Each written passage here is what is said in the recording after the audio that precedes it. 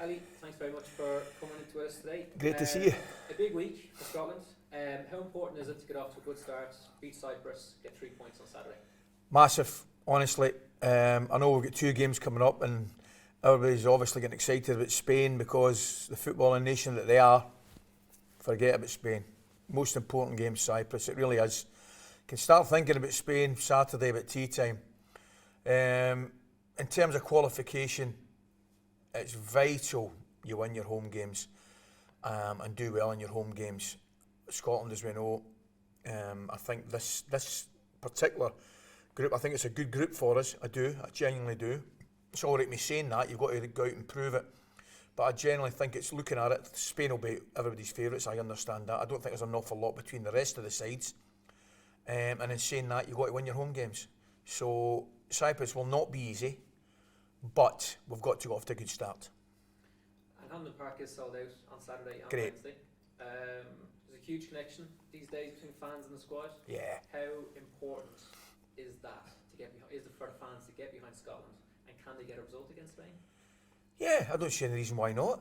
You know, they're vital. Fans are vital. And you're spot on. It's great that both games are a sellout.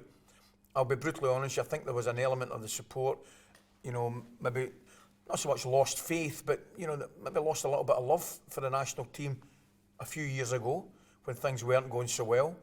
And clearly, I think there's 1 or 2 of the players weren't enjoying coming up and training and playing games as well. That's changed.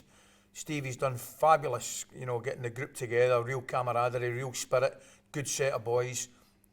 They're feeding off the fans and the fans are feeding off them, which is, when you play for Scotland's, you know, an absolute must. I remember playing out there against a top French side. We beat them 2-0 and the support, you know, were amazing that night. So it is really important. The bond is back between the players and the team. It's great to see. Everybody deserves an enormous amount of credit for that. It will be difficult. Listen, of course it'll be difficult because Spain are a top side. But you rule nothing out. You know, we've got some very, very good players. And a one-off game at home, why not? The biggest threat to Scotland's group, is it Norway? Is it Ireland? Is it Odegaard? Yeah, I think it probably is. But do you know something? There's another 9 on top of those 2. So they are absolutely world class. I mean, the big fella up front is ridiculous, frankly. Breaking all sorts of records. He looks unstoppable. Odegaard, I think, has been in an Arsenal team who have been sensational so far this season. I probably think he's been the top performer.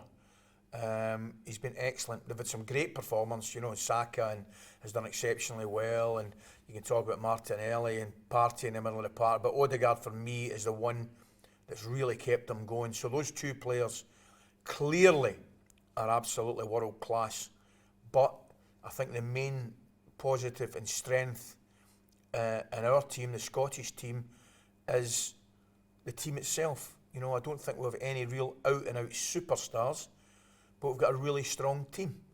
And I'd be very, very hopeful that again would make us difficult to beat and more than capable of getting a result against that strong Norway side. So you mentioned the team. It's a very strong Scottish squad. Is this the best in a long time? And Yeah. do you think they have a chance qualifying for the Euros? I do. I genuinely do. I mean, I'll half full at the best of times. I get that, but I really do. The squad excites me. I think it is the best squad we've had in a good number of years. I look at recent performances, and we've only had one disappointing performance, I think, really, and that was the Ukraine World Cup qualifier at home.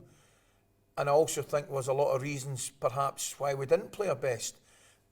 The obvious ones being there for everybody to see. So I think we can certainly excuse maybe perhaps that performance. But no, I look at our squad and I look at our team, and I take your point. I genuinely think it's as strong as it's been for a number of years. And what comes with that is added pressure from the hope and the expectation perhaps of people like myself and the supporters. But I think the team and Stevie are more than capable of handling that. And I genuinely, again, do believe there's a more than realistic chance of automatic qualification. It'd be very difficult, of course, as I say Spain. I think it's safe to say everybody will be thinking they're fighting for one other spot. I get that, but why shouldn't it be us? And looking back at your Scottish career, your favourite match, favourite goal? Fun enough, might have been against Norway, maybe my favourite goal. In 1989, it managed to knock one over the head of, I think it was a Spurs goalie at the time, Eric Torsted, and it got us to the World Cup finals in Spain in 1990. I beg your pardon, Italy in 1990.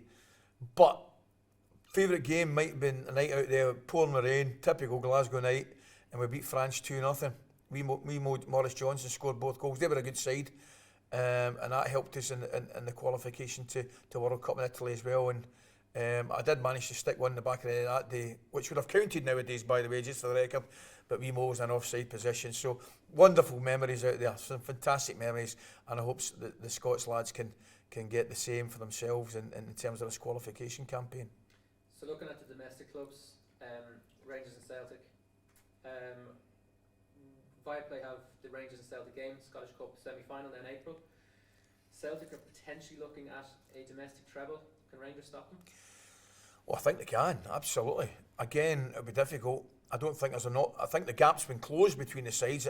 That would be my opinion on it. I think Celtic have looked a better side in recent months. However, I think Michael Beale has closed the gap. I didn't think there was an awful lot between the teams in the League Cup final, which Celtic, deservedly won 2-1. I thought the league game before that, Ibrox, thought Celtic were a better team, probably first half, and the Rangers should have won the game. So I don't think there's an awful lot between the sides now. So in answer to your question, yes, they can, but again, it's a flip of the coin, really. They're both two good teams and in great form, effectively. They haven't been dropping points in the league at all, really, either of them.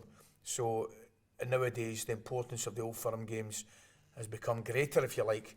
But it's a serious challenge Rangers have got. So the Old Firm itself, how different is it going into an Old Firm game, playing and then also managing?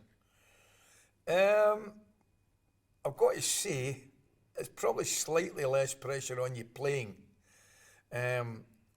where probably selfishly you've only got to worry about yourself and your own performance and perhaps one or two of your teammates around you, whereas you get into it as a manager or a coach, you feel a responsibility for the team, for the players, the staff, the fans.